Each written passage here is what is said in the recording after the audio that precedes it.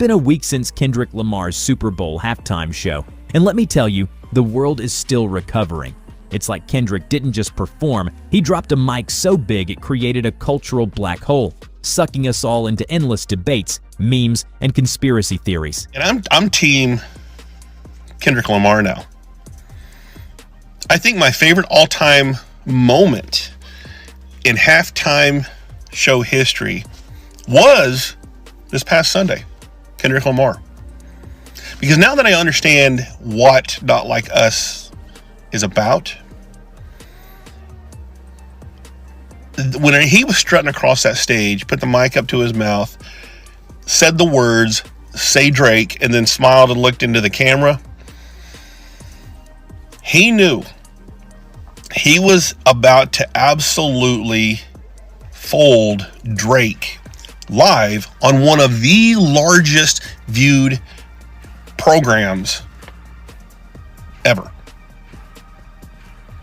And the way that he had that smug, shit-eating grin right after he said, "Say Drake," that's the moment.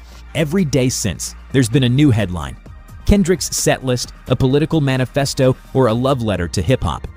Did Kendrick just redefine performance art? Breaking. Your favorite rapper's favorite rapper just broke the internet. Again. Social media is a war zone.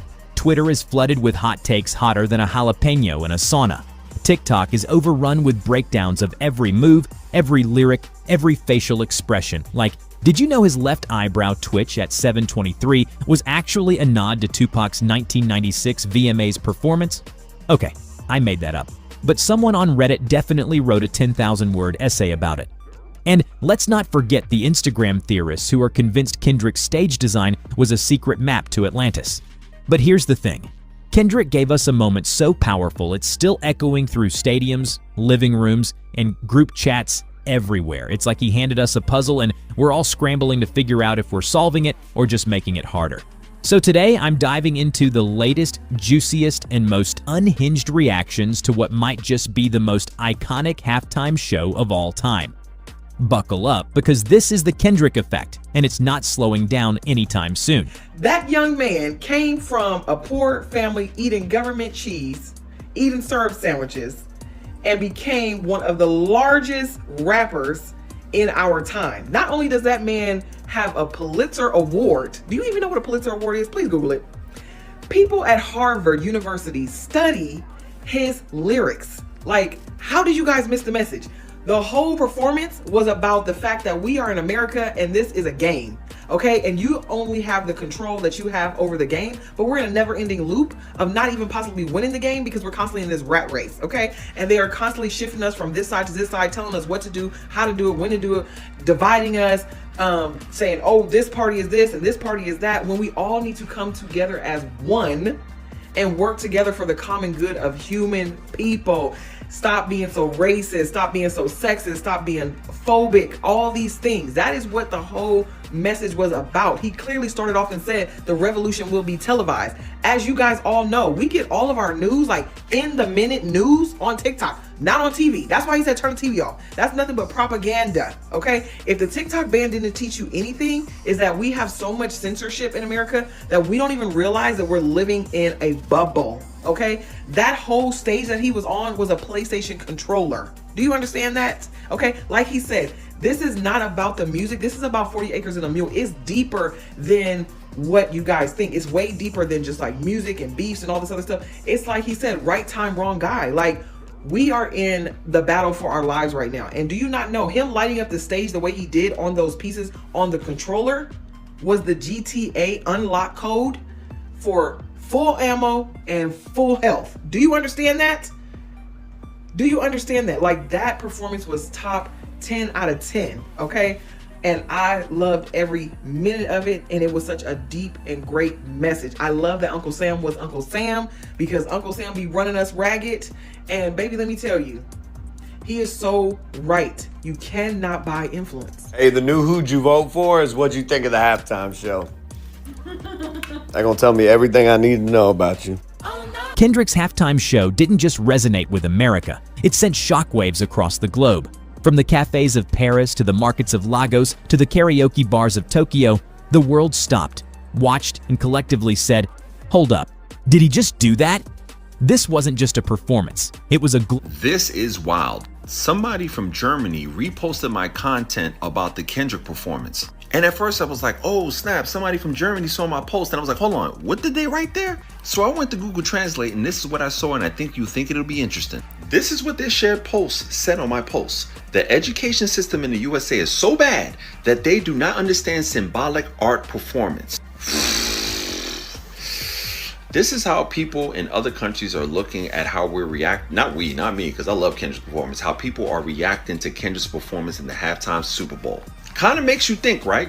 Tell me how you feel about this in the comments, because when I saw they shared my post to a German page, I'm like, wow, and this is what they're thinking about us Americans. People everywhere were thrilled to see Black culture take center stage on one of the world's biggest platforms, not just to entertain, but to deliver a powerful, organized protest against systemic oppression.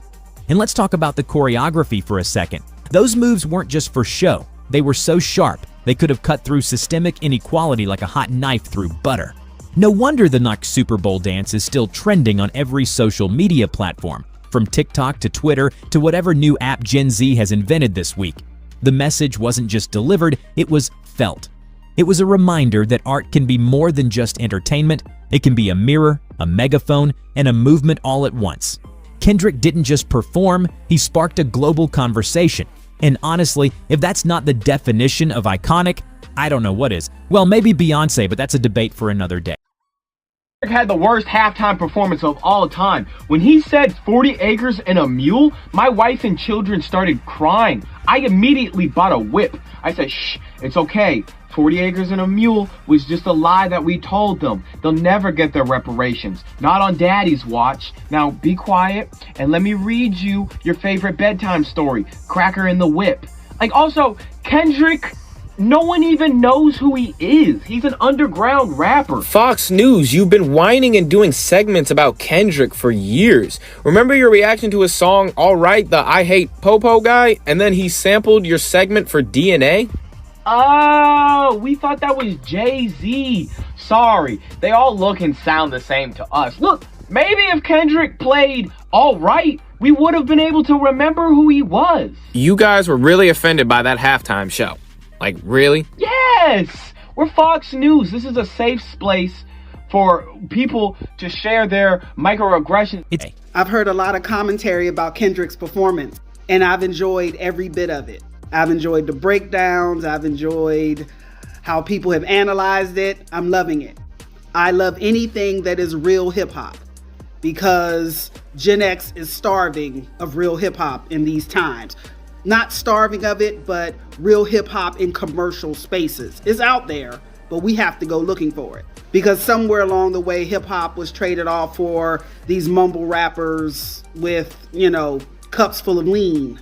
And once the streaming farms kicked in, forget about it.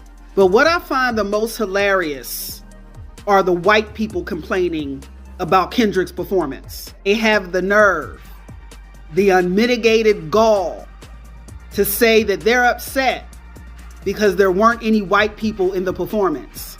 Quick reminder, y'all got rid of DEI. And I don't know why white people forget that things go both ways. And we all know that DEI and woke are just your substitute words for the N-word. Just like y'all used to use urban. And since we know DEI works both ways, you wasn't invited. We don't have to invite you anymore.